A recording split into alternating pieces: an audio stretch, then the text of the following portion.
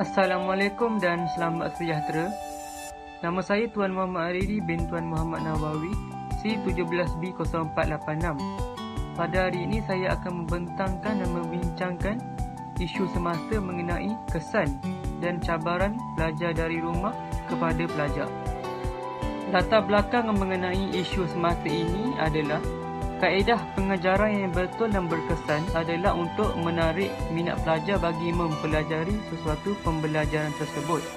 Walau bagaimanapun, tidak semua pelajar mempunyai minat yang sama kerana sesetengah daripada mereka mungkin lebih cenderung kepada aktiviti luar seperti aktiviti kokurikulum.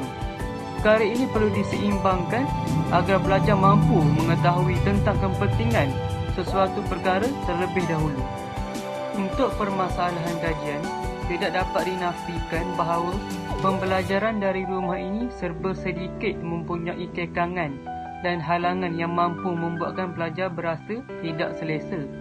Keadaan ini juga terjadi atas beberapa faktor, antaranya mengikut rata-rata ramai menyatakan masalah sambungan internet yang lemah juga mempunyai faktor utama. Oleh yang demikian, pelbagai inisiatif kerajaan bagi memudahkan pelajar terus mendapat ilmu dari rumah, sebagai contoh, memberi internet percuma. Kerajaan dengan kerjasama syarikat telekomunikasi akan menyediakan perkhidmatan internet dengan kapasiti 1 GB secara percuma kepada pelajar sebagai kemudahan untuk membuat tugasan dan mampu menghadiri kelas secara dalam talian melalui peranti masing-masing. Berikut merupakan persoalan kajian. Pertama, bagaimana tahap penerimaan pelajar terhadap pembelajaran dari rumah? Kedua, bagaimana tahap kesihatan pelajar, khususnya mental dan fizikal mereka, kerana ia berkait antara satu sama lain. Ketiga, bagaimana penerimaan pelajar terhadap pembelajaran secara terus dari rumah. Dan akhir sekali, bagaimana jika ada pelajar yang perlu mengambil jurusan yang mewajibkan pelajar menggunakan kemudahan universiti seperti makmal, bengkel, studio dan sebagainya. Objektif kajian mengenai isu ini adalah pembelajaran dari rumah untuk suatu tempoh yang lama sedikit sebanyak menjejaskan fokus pembelajaran kepada pelajar. Ia merupakan kali pertama dilakukan di Malaysia dan di seluruh dunia secara amnya. Dengan itu, beberapa objektif kajian telah dibuat bagi mengkaji kesan dan cabaran bakal dihadapi oleh pelajar.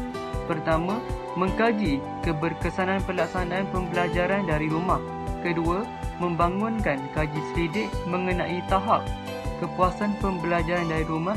Dan ketiga, mengkaji persepsi masyarakat mengenai pembelajaran dari rumah tersebut.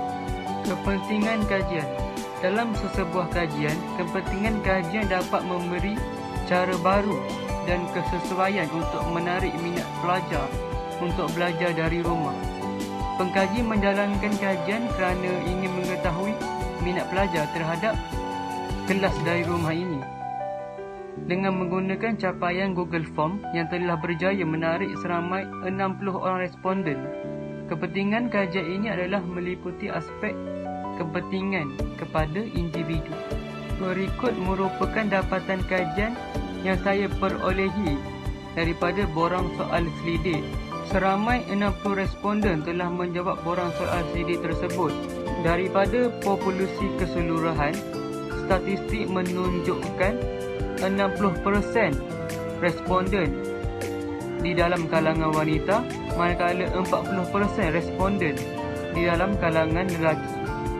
Berikut keputusan yang diperolehi mengenai cabaran dan halangan untuk belajar dari rumah. Di antara cabaran dan halangannya adalah pengurusan masa yang tidak tepat, kaedah penjadualan yang tidak efektif, tidak mempunyai peranti untuk membantu pembelajaran, pemberian kerja yang tidak bersistematik, sebagai contoh melalui aplikasi WhatsApp dan Telegram, serta tiada maklumat yang jelas.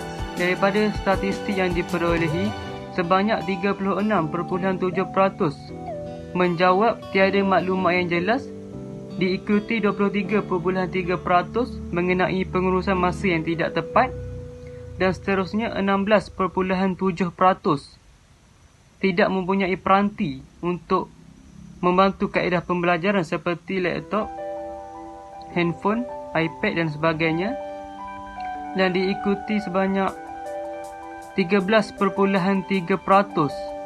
kaedah penjaulan yang tidak efektif, dan akhir sekali 10% iaitu pemberian kerja yang tidak bersistematik, sebagai contoh melalui aplikasi-aplikasi yang disebut sebentar tadi.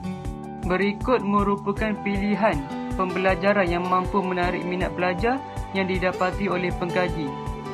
Sebagai contoh, audio, fizikal, pemikiran logik, lisan dan visual. Melalui statistik yang diperolehi, sebanyak 40% menjawab pembelajaran yang mampu menarik minat mereka adalah pembelajaran fizikal, di mana pembelajaran di dalam kelas secara konvensional, dan diikuti dengan 35% pembelajaran secara visual, seterusnya 18.3% pembelajaran secara lisan, dan akhir sekali 6.7% pembelajaran secara pemikiran logik. Berdasarkan skala Likert tersebut, seramai 19 orang menjawab sangat tidak setuju bersamaan dengan 31.7%, dan diikuti dengan tidak setuju seramai 11 orang responden sebanyak 18.3%. Kalau digabung dan dicampurkan, memperoleh sebanyak 50%. Walau bagaimanapun, terdapat 26 responden menjawab setuju bersamaan dengan 43.3% mengenai pembelajaran dari rumah mampu menarik minat mereka.